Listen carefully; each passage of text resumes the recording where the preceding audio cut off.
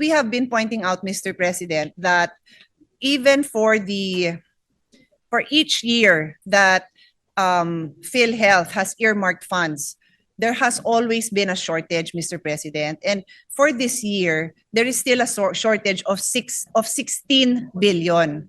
16.52 billion is the shortage from the earmark collection. Let me be clear. This is not a matter of a unfunded law. This is earmarked. So saan napunta yon?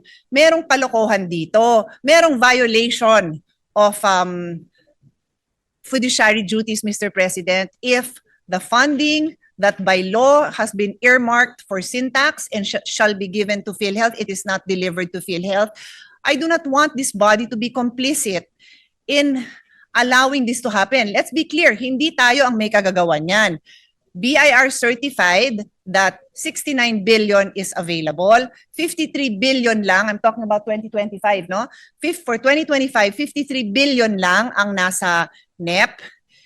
And so when we fail to give the entire amount of 69 billion earmarked, then we are allowing the 16 billion to be parked somewhere else, to be used somewhere else, to be drowned and forgotten somewhere else. That is not allowed, Mr. President. At least maipaliwanag sa atin kung saan nilagay yun. Kasi kahit saan pa man nilagay, bawal. Because there is a law that dictates that it goes to PhilHealth. And this goes on every single year.